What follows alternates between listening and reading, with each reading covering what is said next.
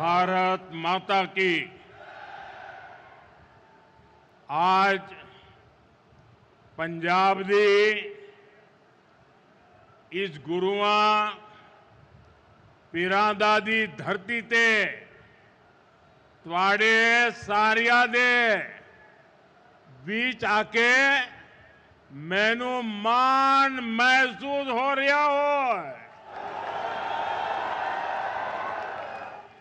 पंजाबियों किवे हो? चढ़दी कला च हो? साथियों, कुछ समय पहले मैं यहां श्री गुरु रविदास जी के जन्मोत्सव का हिस्सा बनने आया था और आज हमारा जालंधर विकास के उत्सव का साक्षी बन रहा है। आज सुबह मुझे जींद से देश की पहली हाइड्रोजन ट्रेन शुरू करने का अवसर मिला है। आज जींद से ही मुझे कुरुक्षेत्र में एक भव्य सिख म्यूजियम के शिलान्यास का सौभाग्य मिला है। ये म्यूजियम हमारी गुरु परंपरा को, गुरुओं के ज्ञान को भावी पीढ़ी तक पहुंचाने में बड़ी भूमिका निभाएगा। ये गुरुओं की शिक्षाओं, उनके बलिदान और सेवा की परंपरा को जीवंत रूप में प्रस्तुत करने वाला प्रेरणा केंद्र बनेगा। हरियाणा की भाजपा सरकार ने हमारी सिख विरासत को भावी पीढ़ी तक पहुंचाने के लिए ये पवित्र काम शुरू किया है। साथियों, विकास कार्यों को गति देते हुए अब यहां जालंधर से कई नई रेल सेवाएं शुरू की गई है। आज अमृतसर से काशी के बीच रेल सेवा भी शुरू हुई है। इससे गुरु रविदास जी के भक्तों के लिए पंजाब से काशी जाना और अधिक आसान हो जाएगा। आज दौलतपुर चौक और करतौली के बीच नई लाइन भी शुरू हुई है। करतौली से अंबाला के बीच नई रेल सेवा को भी हरी झंडी दिखाई गई है। साथियों, आज ही लुधियाना बाईपास का शिलान्यास, दिल्ली अमृतसर कटरा एक्सप्रेसवे के एक और सेक्शन का लोकार्पण हुआ है। मैं ऐसे हर प्रोजेक्ट के लिए देशवासियों को और खास तौर पर पंजाब के मेरे भाई बहनों को बहुत बहुत बधाई देता हूं। आज भारत सरकार कनेक्टिविटी के, इंफ्रास्ट्रक्चर के अनेक ऐसे प्रोजेक्ट पर पंजाब में काम कर रही है। पंजाब में भाजपा सरकार नहीं है, लेकिन हमारा पंजाब विकसित हो, इसके लिए केंद्र की भाजपा एनडीए सरकार कोई कसर बाकी नहीं छोड़ रही है। साथियों, आज मैं विशेष रूप से जालंधर के लोगों की भी सराहना करूंगा, जिन्होंने स्वच्छता से स्वागत पहल के माध्यम से इस कार्यक्रम को और सार्थक बना दिया है। श्री गुरु रविदास जी ने समरसता और सामूहिक प्रयासों का जो संदेश दिया था, उसे आप सभी ने अपने व्यवहार में जीवंत किया है। ये अभियान कर्तव्य भावना का भी उत्तम उदाहरण बन रहा है। साथियों, आज के दिन मैं इस मंच से पंजाब के महान सपूत सरदार तेजासी समुंदरी जी को भी अपनी श्रद्धांजलि देता हूं। आज उनका 100वां शहादत दिवस है। उन्होंने अंग्रेजी शासन काल में सिख हितों की रक्षा के लिए अनेक आंदोलन किए। सरदार तेजा सिंह जी ने अपना पूरा जीवन मातृभूमि की सेवा में समर्पित कर दिया। आज से शुरू हो रहे उनके शहादत वर्ष से जुड़े कार्यक्रमों से हम सभी को प्रेरणा मिलेगी। साथियों, केंद्र की भाजपा सरकार की भी प्राथमिकता है भारत के हर नागरिक की सेवा, भारत के हर नागरिक का जीवन आसान बनाना और उसे आगे बढ़ने के लिए नए नए अवसर उपलब्ध कराना। और इसलिए हम नागरिक देवो भव इस मंत्र पर चल रहे हैं। गरीब हो, मिडिल क्लास हो, ऐसे हर परिवार को बेस्ट से बेस्ट सुविधा मिले, ये हमारा प्रयास है। और नागरिक देवो भव का ये भाव हमारे काम में दिखता है। साथियों, जो भारतीय रेल है, एक गरीब परिवारों की, मिडिल क्लास परिवारों की सवारी है। लेकिन 2014 से पहले तक रेलवे की क्या स्थिति थी, ये आप अच्छे से जानते हैं। कांग्रेस सरकार नई ट्रेनों की झूठी घोषणा करके आराम से बैठ जाती थी। हमारे जो रेलवे स्टेशन है, इनको तो कांग्रेस ने अपने हाल पर छोड़ दिया था। यहां तक कि अंग्रेजों के जमाने में जो स्टेशन बने थे, उनकी सूद लेने वाला भी कोई नहीं था। साथियों, भारतीय रेल का नेटवर्क इतना विशाल है कि रोज उसमें जितने यात्री सफर करते हैं, उतनी तो कई देशों की आबादी भी नहीं है। रेलवे के विकास के जो काम आज हो रहे हैं, ये 30-40 वर्ष पहले हो जाने चाहिए थे।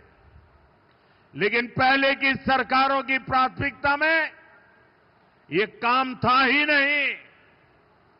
गरीब और मिडिल क्लास को भी सुविधा चाहिए, इनको भी साफ सफाई चाहिए, इनके समय की भी एक वैल्यू है। ये पहले की सरकारें चर्चा तक नहीं करती थी। साथियों, ऐसी सोच से विकसित भारत नहीं बन सकता था। इसलिए बीते वर्षों में भाजपा सरकार ने स्थितियों को बदलना शुरू किया। आज पूरे देश में रेलवे स्टेशनों का कायाकल्प किया जा रहा है। अमृत भारत स्टेशन स्कीम के तहत 1300 से ज्यादा रेलवे स्टेशन को आधुनिक बनाया जा रहा है और इनमें से कई स्टेशन पर काम पूरा हो चुका है। आज ऐसे ही 75 स्टेशन का लोकार्पण किया गया है। साथियों, जब आप यहां जालंधर कैंट स्टेशन में जाएंगे तब आपको एहसास होगा कि वाकई हमारा देश विकसित राष्ट्र बनने की ओर बढ़ रहा है। ये केवल स्टेशन नहीं है, ये एक प्रकार से सिटी सेंटर है। जालंधर कैंट स्टेशन आधुनिक भी हुआ है और उसकी कैपेसिटी भी बहुत बढ़ गई है। ऐसे ही आनंदपुर साहिब, मुक्तसर और साहिबजादा अजीत सिंह नगर स्टेशन का भी कायाकल्प हो गया है। साथियों, हमारे नए रेलवे स्टेशन व्यापार कारोबार का भी माध्यम बन रहे हैं। यहां जो लोकल कारीगर है, विश्वकर्मा साथी है, महिलाओं के सेल्फ हेल्प ग्रुप्स हैं, उनके उत्पाद स्टेशन पर बिक सके, ऐसी व्यवस्था बनाई गई है। और ये अमृत भारत स्टेशन हमारी विरासत, हमारी धरोहर के दर्शन भी कराते हैं। अब जैसे जालंधर है, यहां की पहचान स्पोर्ट्स से है, खेलकूद से है, तो जालंधर कैंट स्टेशन में पंजाब की खेल परंपरा और लोक संस्कृति के दर्शन होते हैं। आप आनंदपुर साहिब स्टेशन जाएंगे तो वहां तख्त श्री केसगढ़ साहब की झलक दिखाई देती है। कालका स्टेशन पर श्री काली मंदिर के दर्शन होंगे। यानी हमारे स्टेशन अब हमारी संस्कृति, सभ्यता के प्रतीक भी हो गए हैं। साथियों, हम अपने पूर्वजों से प्रेरणा लेते हुए, उनका मान बढ़ाते हुए ही एक सशक्त राष्ट्र बन सकते हैं। इसी पवित्र भाव से ही आदमपुर एयरपोर्ट का नाम श्री गुरु रविदास जी महाराज जी एयरपोर्ट किया गया है और चंडीगढ़ इंटरनेशनल एयरपोर्ट पर अब शहीद भगत सिंह इंटरनेशनल एयरपोर्ट के नाम से जाना जाता है। और ये काम भाजपा सरकार ने किया है और हमें इस पर गर्व है। साथियों, ये धरती शेरे पंजाब महाराजा रणजीत सिंह की धरती है। महाराजा रणजीत सिंह के शासन में खुशहाली भी थी, सुरक्षा की गारंटी भी थी और समाज में सद्भाव भी था। लेकिन पंजाब में आज क्या हो रहा है, ये किसी से छिपा नहीं है। यहां विज्ञापनों के दम पर विश्वासघात की तस्वीर छिपाई जा रही है। आज पंजाब में कानून व्यवस्था बेहाल है। कब कहां गैंगवॉर हो जाए, किस दिशा से गोलियां चलने लगे, कोई कह नहीं सकता। यहां व्यापार कारोबार करना मुश्किल हो गया है। सरेआम लोगों से फिरौती मांगी जा रही है। पुलिस थाने तक सुरक्षित नहीं है। आए दिन थानों पर अटैक होते हैं। और सबसे दुखद तो ये है कि पंजाब का भविष्य भी बर्बाद किया जा रहा है। नशे के सौदागर खुलेआम घूम रहे हैं। पंजाब के युवाओं को नशे के दलदल में धकेला जा रहा है। साथियों, आज यहां जो लोग पंजाब की सत्ता में बैठे हैं, ये लोग बहुत घमंड से देश की राजनीति बदलने का दावा करते थे, लेकिन आज इनकी सच्चाई देश देख रहा है। 2-3 दिन पहले ही दिल्ली में इनके एक नेता को अदालत ने दोषी करार दिया है। उस पर दोष दंगे कराने का है, दोष एक पुलिस के आईबी अधिकारी की हत्या का है। और इन लोगों की बेशर्मी देखिए, अदालत ने सबूतों के आधार पर फैसला दिया, लेकिन ये लोग कोर्ट के फैसले पर सवाल उठा रहे हैं। ये लोग अदालत के फैसले भी मत मजहब उसमें भी ढूंढ रहे हैं, क्योंकि इनके वोट बैंक का सवाल है। साथियों, कुछ दिन पहले ही गुजरात में इनके एक एमएलए को कोर्ट ने 7 साल की सजा सुनाई है। ये सजा सरकारी अधिकारियों पर हमले और वसूली के मामले में सुनाई गई है। वसूली, उगाही, अवैध कब्जे, ये सब इनकी राजनीति का ट्रेडमार्क बन चुके हैं।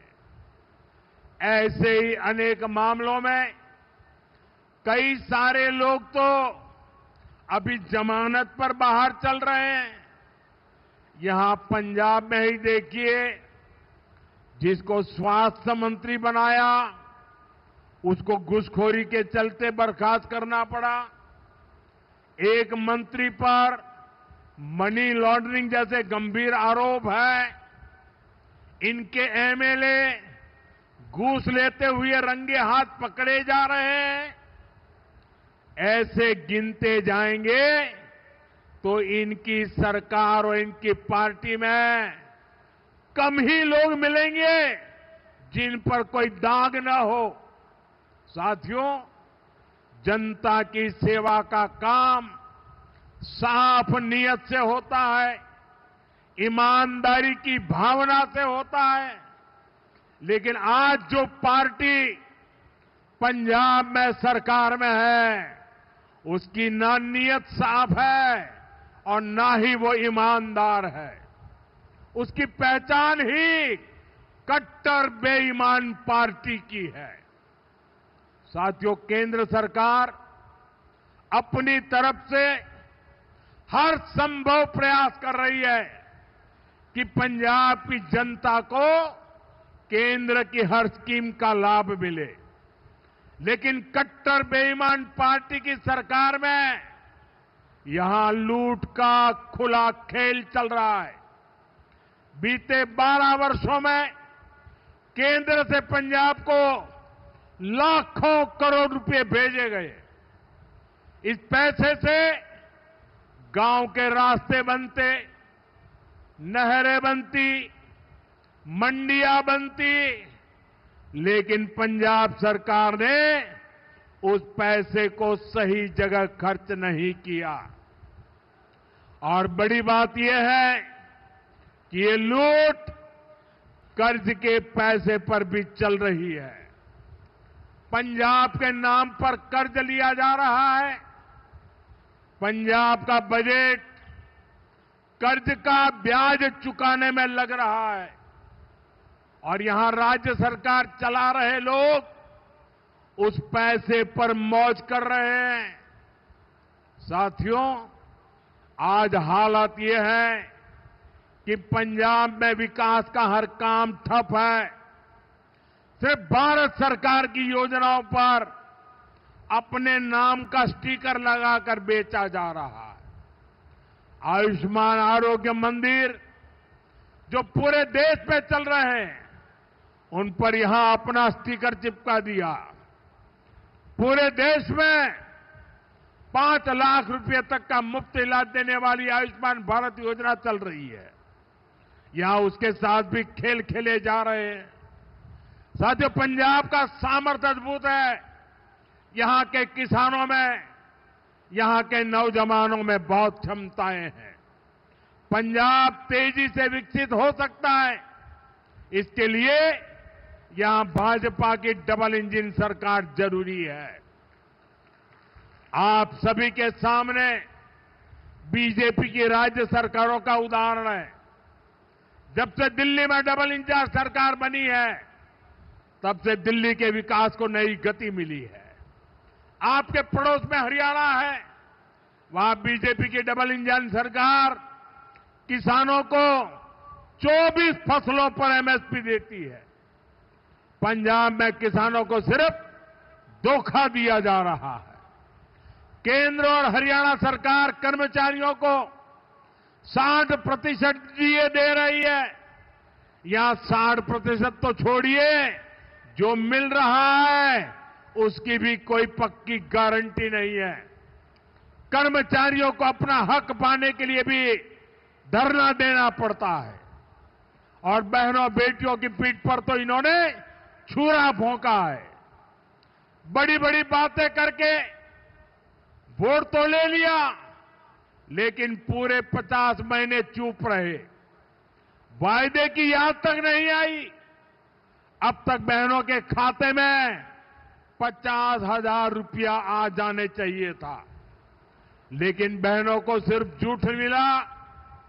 और साथियों, पंजाब में जो कांग्रेस पार्टी है, उसका भी अपना ही रोना धोना चल रहा है। पंजाब में कांग्रेस में कुर्सी का किस्सा ही खत्म नहीं हो रहा। ये इसलिए नहीं लड़ रहे कि पंजाब का हित कैसे होगा। इनकी लड़ाई इसलिए है कि इनकी जो कुर्सी है वो किसके पास रहेगी। और साथियों, अकाली दल का भी यही हाल है। वो भी अपने ही स्वार्थों में उलझे हुए हैं। उनको भी पंजाब के लोगों की कोई परवाह नहीं है। साथियों, पंजाब में असली बदलाव भाजपा ही ला सकती है। पंजाब को विकसित बनाने का काम भाजपा ही करेगी। पंजाब को आत्मनिर्भर बनाने का काम भाजपा ही करेगी। पंजाब में नया निवेश आए, पंजाब में रोजगार के नए अवसर बने, पंजाब में बने प्रोडक्ट दुनिया के कोने कोने में पहुंचे, ये काम राज्य में बीजेपी की सरकार ही करेगी। साथियों, आज जालंधर आया हूं तो पंजाब के युवाओं से और जो खेलकूद की दुनिया में है, स्पोर्ट्स फील्ड में है, उनसे विशेष तौर पर अपनी बात कहूंगा। मुझे पंजाब के युवाओं के सामर्थ्य पर बहुत भरोसा है। हमने देखा है कि खेल के मैदान में पंजाब के युवा कैसे भारत की आन बान शान को ऊंचा रखते हैं।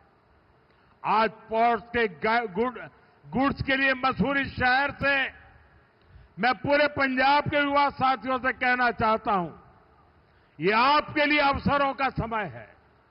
खेलो इंडिया अभियान आपके लिए चलाया गया है। खेलो इंडिया स्पोर्ट्स पॉलिसी आपके लिए लाई गई है। आज भारत में नई स्पोर्ट्स इकोनॉमी विकसित की जा रही है। इस नई इकोनॉमी के केंद्र में जालंधर का स्पोर्ट्स मैन्युफैक्चरिंग इकोसिस्टम है।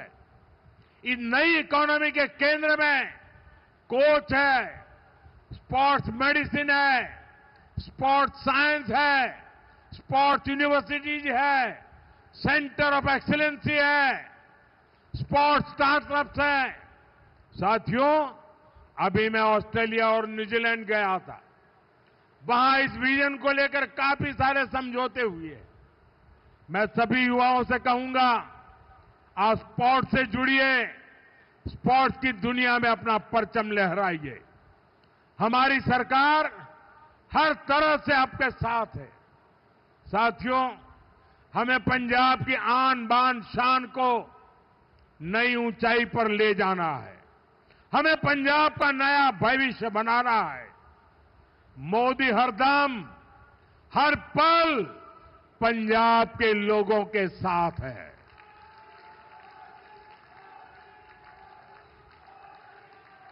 साथियों, फिर एक बार सभी मेरे पंजाब के भाई बहनों को इन विकास कार्यों की बहुत बहुत शुभकामनाएं।